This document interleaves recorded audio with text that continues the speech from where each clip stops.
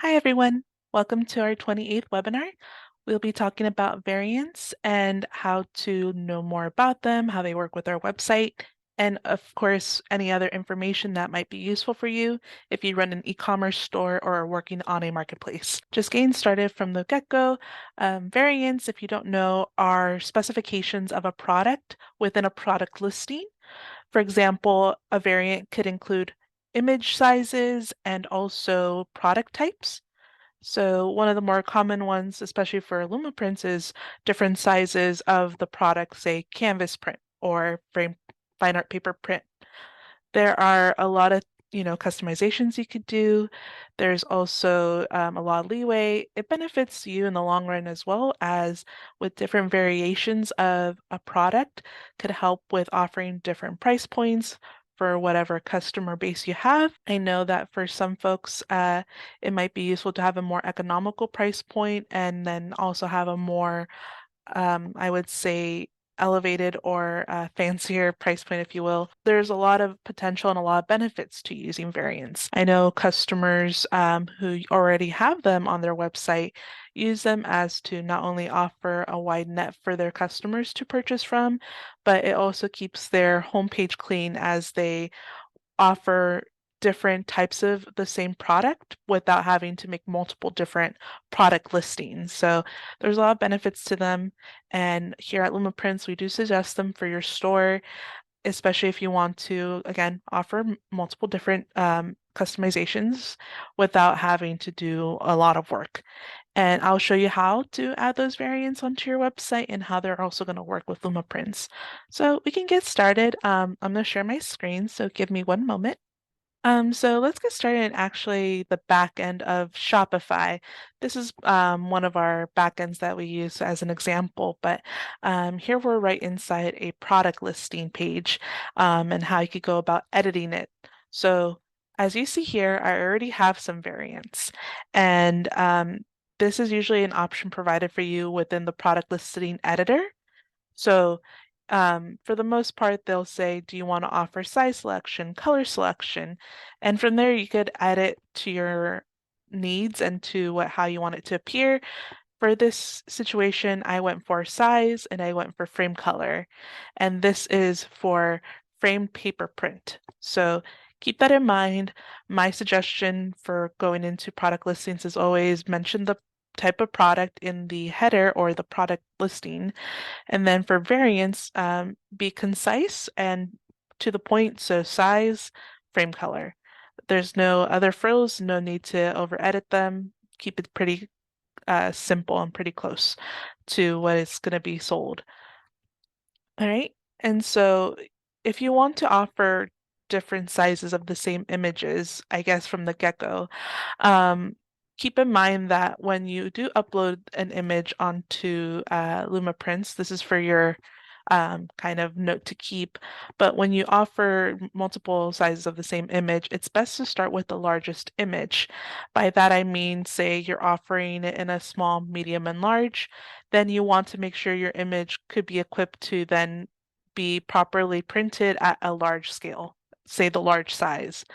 So say I want to have this image printed on here, let me see. We have the image offering of 20 by 30, the largest offering. So you want to make sure that it account for 20 by 30. So as long as your image file can account for that size, then you could use the same image then to print out for your smaller sizes, the 16 by 24 and also the 12 by 18. So at least you know that you don't have to do multiple copies of the same image. The only thing that might come into factor is that when it comes to smaller sizes, you want to make sure that your aspect ratio is accurate, especially so because if you decide to have a small version of the image, but it's not a perfect ratio 1:1 to its bigger size, you might see some skewing that's very noticeable. In addition to that, you could also see if you're using image wrap, for example, which is when the image goes over to the edges of the canvas, you will see it cut off a big chunk of it if it's a smaller size. So I kind of want to demonstrate that here. Um, Here's another image we have on our store. And as you can see right now, this is a larger image, a 24 by 32.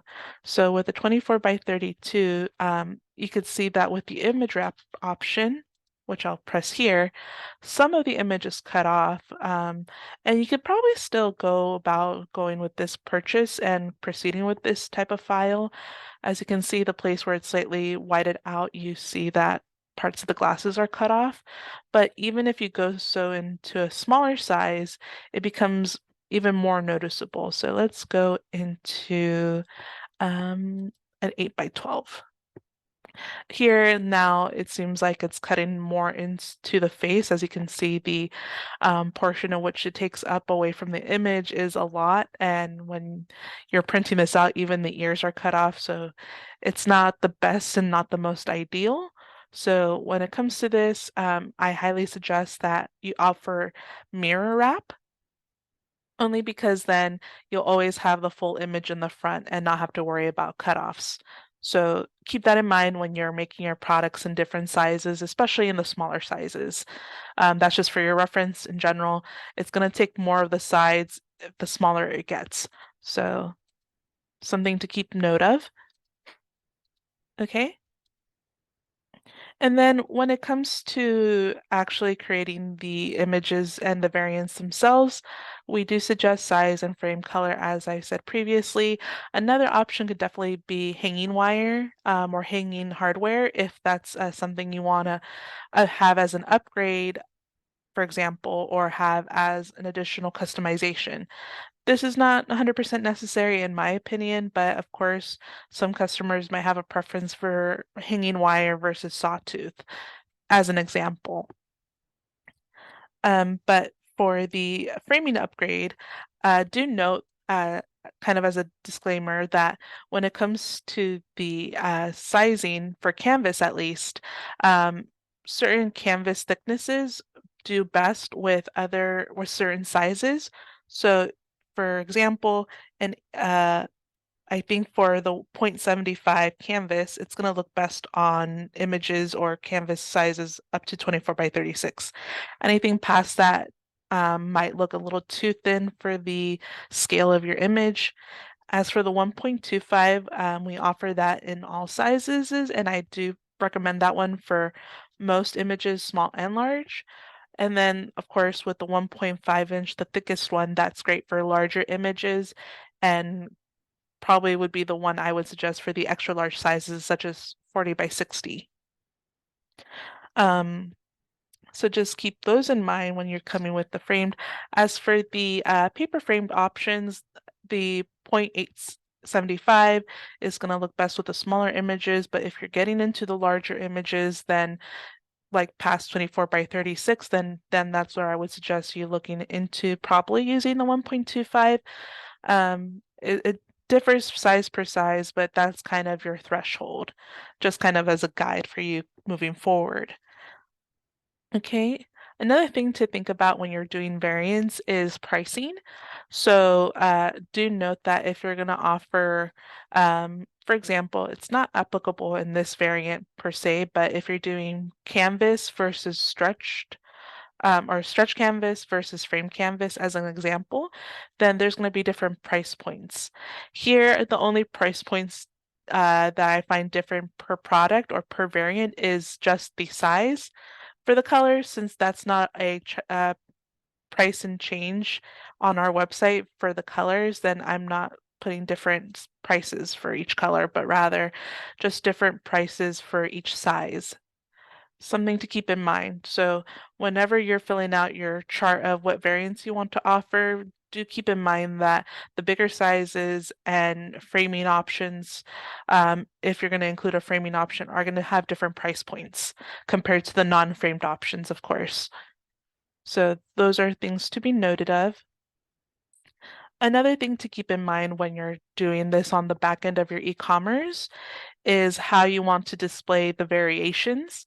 For the most part, size variation doesn't necessarily need a different image, but for products that have different frame colors, I would suggest having images that showcase the different products because your customer wants an idea of what they'll look like in terms of the colors, because that's one of the deciding factors for them when they're choosing different variants. So if we go on to our store, um, I made it so that you could link your frame color to the image that pops up. So for an 18 or for a 12 by 18, we have the black option, we have the white option, and we have the oak option. And as you can see, every time I click on one, it takes me to that image in particular. So the customer knows what they're buying and they're not left in the dark in that aspect.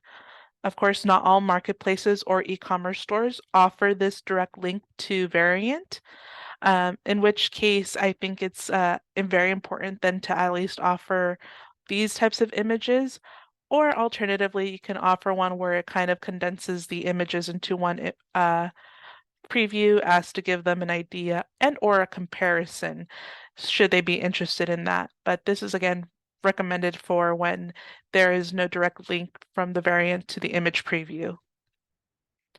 And for those who are on Shopify, and I am sure this applies to other websites as well, you can link them by going into the variant itself. And here they have a little thumbnail.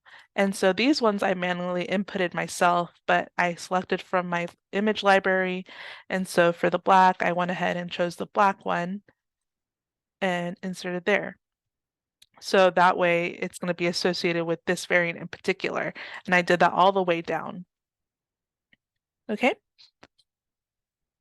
Some things to keep in mind when it comes to variants in general is that it's best to be divided by product type, and then you could get into your size variations, framing color variations, and any other options you want to include, as so long as it falls under that product type. So this is kind of in response to when people want to offer the same print but in different product types, such as canvas, frame paper prints, or metal, for example. I wouldn't suggest offering all those products onto one product listing only because it could get kind of complicated, one, and two, it's a lot of variance if you're going to offer them different sizes. And three, it just makes for easier navigation on your customer's part. So, there have been some stores where I would see, just the title of the image, such as for this one, winter, and then they would offer different variants of different product types. And while that is possible, it's not recommended. And this is only because it's best for your customer to be able to know what they're getting in the product title, and then whatever small and notable customizations they want could then be placed down below in the variants. I wouldn't suggest a variant option to be framed canvas print, metal, or fine art or framed canvas or framed fine art paper print, sorry. Um, though it does work for some stores, if you have a limited selection of sizes, it might be useful, but for the most part, for easy integration and easy mapping on your end as well, this is my main suggestion. So keep that in mind going into your store. And if you also worry about, well, if I do offer those three types of products, I don't want my product catalog to look jumbled with replicants of the same print. And that's a fair proposal. In which case, then you could definitely go into your collections page, which some stores offer, some e-commerce platforms offer. And from there, oh, let me stay here actually. They offer different collections, in which case you can then divide it by metal prints, canvas prints, framed fine art paper prints. But the idea is that you put them into different catalogs and then offer that onto your website. That way, when your customer is looking through your catalog, they can differentiate between what type of product they want first, and then go ahead into that catalog and are able to see what then they would want to order in terms of print. So it's all about curating the space so one, images aren't duplicated, and two, your customer knows what they're buying. It's always good to have a catalog indicator saying what type of product it is, and also in the product listing itself, having the title have the product type included. Um, let's see. And now, when making these new variants, you're probably also wondering, well, how does this end up on Luma Prints? How do I make sure that Luma Prints grabs these images and these new sizes that I offer? I could show you how. So, as this is a product I made just, recently, so it has yet to really show up on my back end on Luma Prints. So, going here, this is my back end for my whimsical animals, and I went to my product list here on the Lumaprints dashboard. So here we have a section for our map products. And as you can see, my image is not here. If we go to the unmapped products, my images are also not here as well, as we'll see. But what we can then do is sync our products. And this might take a few, but um, once we have a syncing going on, then let's see. Let me go ahead and save this as well.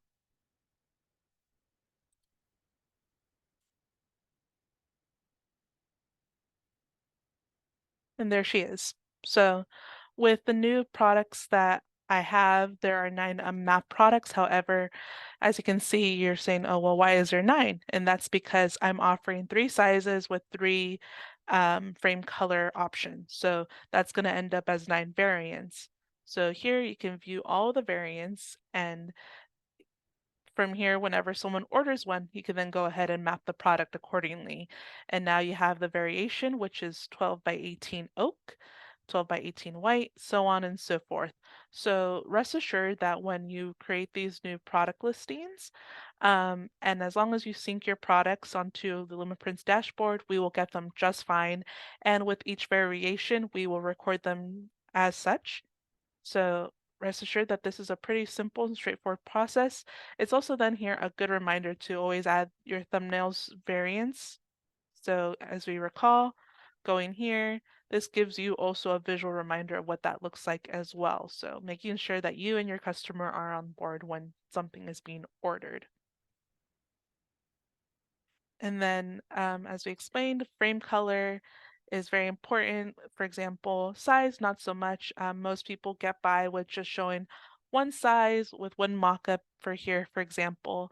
I have the one size, and then customers who want a smaller size, they can kind of visualize on their own. I think once it's different sizes, it could get kind of laborious to make different mockups of different sizes. Up to you at the end of the day, but we noticed that most customers just care about what it will look like in general, more so than what each size looks in specifically to what, mock-up. But for the most part, that's about it when it comes to variations and variants. If you have any questions, do let me know in the chat, or let me know if you have any questions regarding Lumaprints. Of course, let me stop sharing. I have some questions here that were given to me, so I could go down the line in the meantime, but feel free to sound off in the meeting chat if need be. Some questions that were offered were, does the artwork come ready to hang, or are additional preparations required on my end or by your team? So, as a kind of for your knowledge, stretch canvas, frame canvas, and metals do come ready to hang, or alternatively have ready to hang options that you can choose from. So keep that in mind. As for paper prints, peel and stick, and also some metal options, those might need some installation on your part, such as pasting it on or finding some sort of way to hang your metals if they don't have the frame or the easel. Another question is, when submitting the file, do I need to include my bleed, my own bleed? If so, how much bleed is required? No, you don't need your provide your own bleed. Luma Prints does that for you, and we do offer different options on our processing page or the product page. So we have mirror wrap, we have image wrap, and we have image or border color. So for the image wrap, as I previously mentioned, it's the same image, but it's just goes over to the edges. So it's going to cut off some in the front and it's going to bleed down into the sides. So keep that in mind. not our most suggested one, but it works for some imagery, of course, especially if you already have a pre-installed bleed.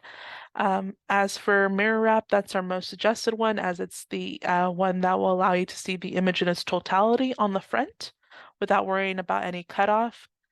If you do want to know more about bleeds, we do have a webinar about that, and I believe that is webinar 3, where we talk about how to prepare image files for print. This is mainly for those who want to get into creating custom bleeds on their own, or they have an image that probably would lend to a different type of bleed or wrap. This is mainly for those who are proficient or intermediate in Photoshop or other editing software or editing images in general. So do keep that in mind when going into that webinar. It does require some extra steps. Otherwise, we do offer Mirror Wrap, which I think if you're unsure in general at the end of the day, just go with Mirror Wrap. That's the safest bet. Another question is what is the minimum resolution needed for canvas prints? From the offset, 200 dpi is our recommended minimum. 300 is great.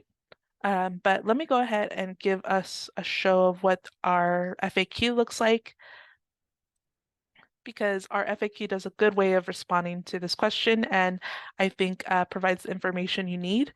So for here, use this as kind of as a guide, not necessarily especially so if the size you want to have printed is not available here.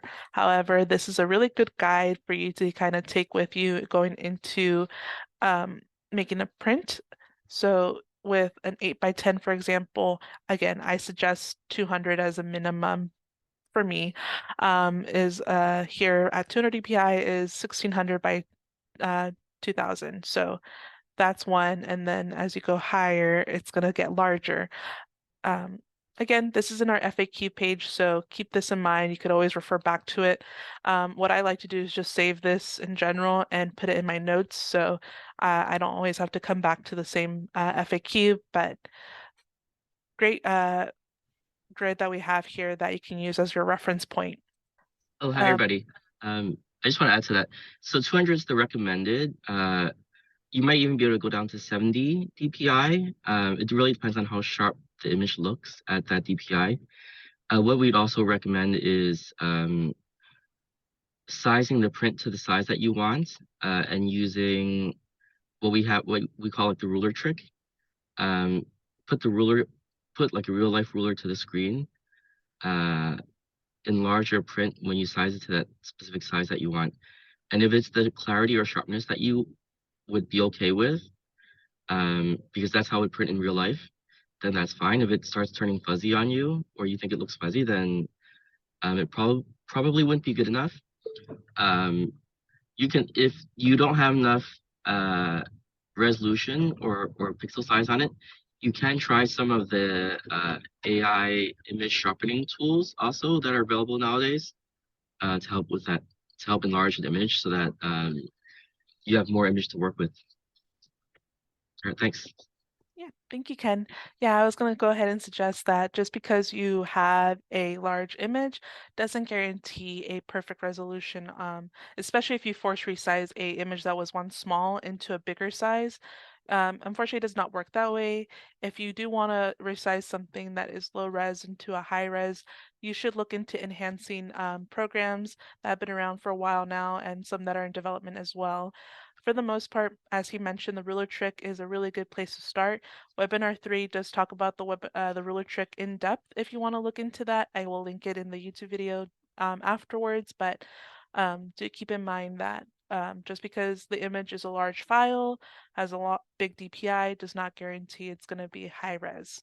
So always check your images. I think as you're selling your art and you go into providing it to your customers, you kind of want to know what it looks like before it's printed, whether that's checking it before it goes into print or also ordering samples so you could see for yourself as well. So those are just some things to keep in mind. Okay. Let's see. Someone asked, does your design interface provide a warning if the image uploaded is too small for the selected size before submitting the order. At the moment, we don't offer that warning if the image is too small or has too low a resolution, only because, of course, some smaller sizes, such as an 8 by 10, could lend okay to some images who are low res. At the end of the day, again, I do suggest you look into how you can check your images before print and making sure that the Actually, resolution works. um, touching on the previous topic also, the image editor does automatically help you try the different bleeds out, whether it's or different edges out on canvas prints, right? Whether it's a solid color, a mirror, or an image wrap. It's kind of like WYSIWYG, right? What you see is what you get. So you can see what the front-facing part and what appears on the side of the image looks like in the image editor. Um, as Lindsay mentioned, for mirror wraps and solid colors, you do not need to add any bleed to it. Everything in the image would appear in the front. Um, for image wraps, there is some bleed on the sides of the image that the image wraps around. So uh, depending on how your image looks, you can add extra bleed to what's on the sides. And we have some guides on how much bleed goes onto that as well. Right. Thank you, Ken. But that's all the questions from submitted and or provided for as questions that we get often. If there are no questions, then let me know if you guys have anything else that you want to add. Of course, we're always open to your suggestions or any comments that we would love to hear from you guys. Otherwise, we could end this meeting in a couple minutes. But thank you guys for coming. Should you have missed some of the part of the webinar, perfectly fine. We do provide these onto YouTube afterwards, and you can guys check us out. Um, kind of as a note for everyone who's here, we won't be having a couple webinars as it is the holiday season, so we'll take a break, but we'll be coming back with new content, new webinars, and we look forward to sharing those with you. But for next Thursday and the Thursday following that, there will be no webinars, so take a break. You could always review our previous webinars on YouTube if you have any questions regarding Luma Prints and or any help with making your store a bit more efficient or, um, helping you into the new year. We did have some videos from last week that talk about drop shipping and working in the e-commerce space and the marketplace. So if that seems of interest to you, our YouTube channel is linked on our webinar newsletters as well. So you can go check those out as well. So thank you guys for coming. See you next year.